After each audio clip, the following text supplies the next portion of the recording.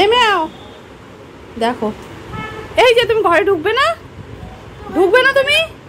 দেখো ভাবটা দেখো, বাইরে বৃষ্টি হয়েছে, বৃষ্টি মানে কি মুষলধারে বৃষ্টি হচ্ছে, আমাদের পুরো রাস্তাটা জলে জল।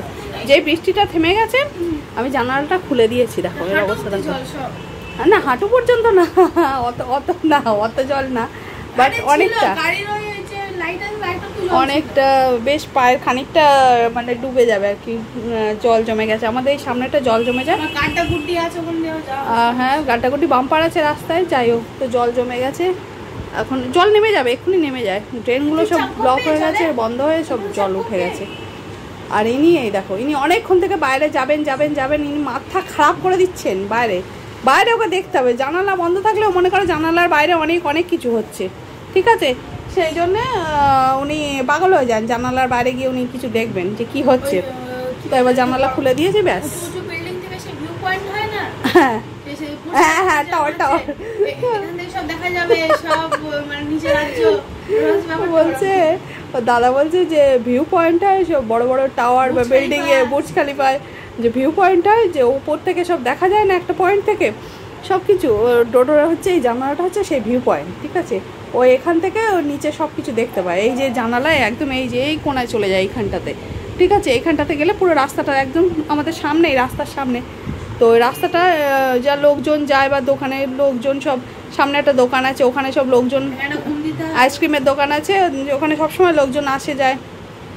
তো সেটা দেখতে পায়, তাদেরকে একটু ভাউ বলে আর নিজের বীরত্ব প্রকাশ করতে চায়, কিন্তু কেউ পাত্তা দেয় না, লেজ গুটিয়ে চলে আসে, ঠিক আছে?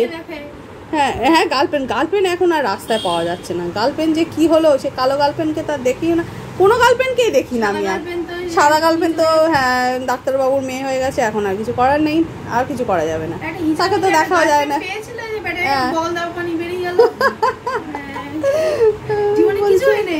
ডাক্তারবাবুর মিসেস বগল দাবা করে নিয়ে গেল, যাও একটা মিচড়ে একটা সাদা গার্লফ্রেন্ড পাওয়া গেছিল।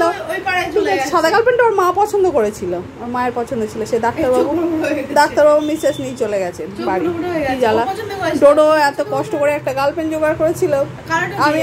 আমি বলবো আন্টিকে, দাঁড়াও তো আমাকে বলতে হবে, মনে হচ্ছে আন্টিকে বলবো আমি, হ্যাঁ, মাঝে মধ্যে গার্লফ্রেন্ডটাকে একটু বাইরে নিয়ে আসছে।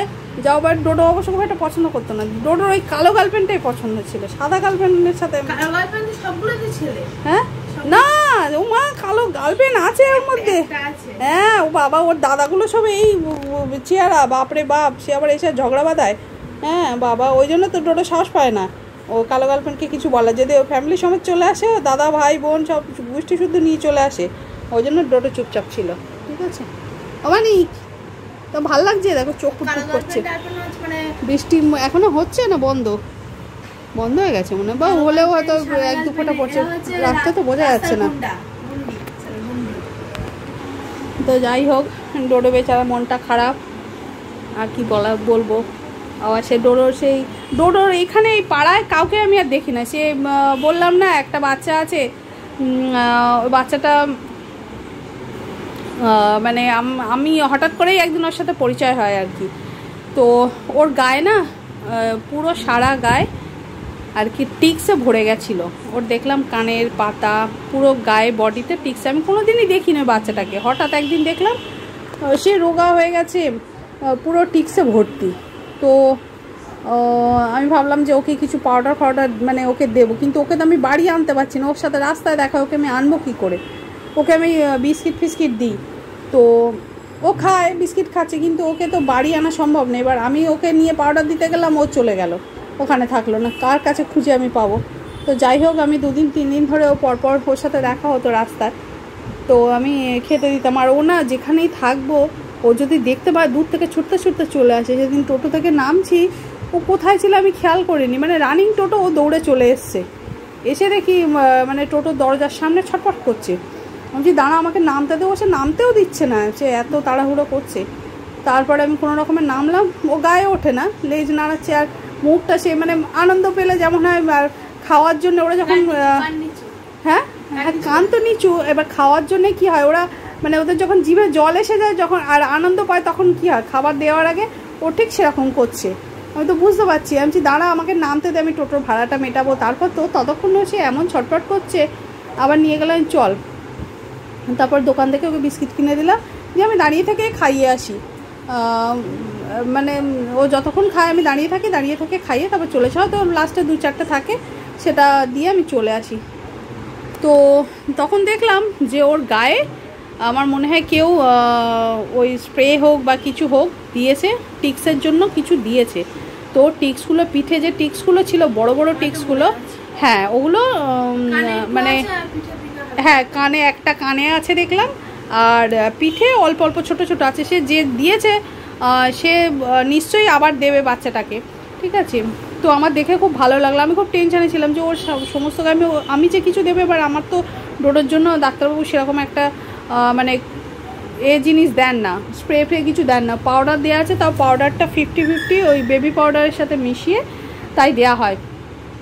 তো উনি মানে সেরকম কিছু দেন না। তো ওসব দিলে ওর যে কাজ হবে না সেটাও আমি জানি, তবুও আমি র পাউডার ওকে একটু দিতাম, কিন্তু ওকে আমি বাড়ি পর্যন্ত নিয়ে আসতে পারিনি, ঠিক আছে।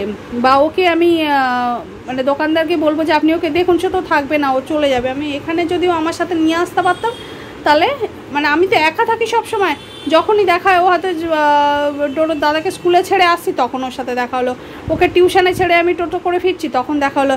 এবার যদি ওর ডোডোর দাদা থাকতো তাহলে আমি ওকে বলতাম যে তুই নিচে দাঁড়া, ওকে বিস্কিট টিস্কিট দিতে থাক, আমি ততক্ষণে গিয়ে নিয়ে আসি।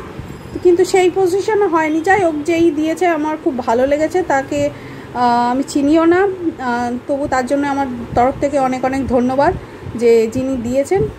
তো বাচ্চাটা দেখলাম গায়ে পোকাগুলো আছে, ভিতরে এখনও আছে, নেই বলবো না, এখনও আছে, কারণ সমস্ত গায়ে তো ভর্তি ছিল। আর ওর কানে, একটা কানে এখনও আছে দেখলাম, আর গায়ে অল্প অল্প ছোটো ছোটো কয়েকটা আছে।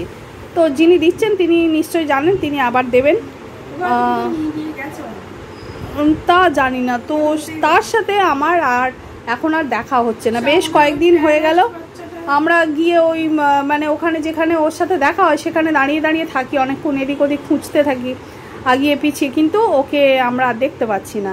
এখন জানি না, আমার ছেলে বলছে ওকে হয়তো কোনো মানে হ্যাঁ রেস্কিউ সেন্টারে ওকে নিয়ে গিয়ে হয়তো অনেক সময় ট্রিটমেন্ট করিয়ে আবার ছেড়ে দেয়, তো ওকে নিয়ে গেছে কিনা সেটা আমি বুঝতে পারছি না, আমি তো জানি না। তো এখানে কোনো বাচ্চারই কিছু হবে না, মানে আমি যা দেখছি না, ও সুস্থই তো, এমনি তো অসুবিধা কিছু নেই। হ্যাঁ হ্যাঁ না না না না, এখন পোকা সব পড়ে গেছে, ও কিছু স্প্রে দিক, যাই হোক আমি জানি না কীভাবে ট্রিটমেন্ট করেছে, যেভাবেই করুক এখন অসুবিধা কিছু নেই।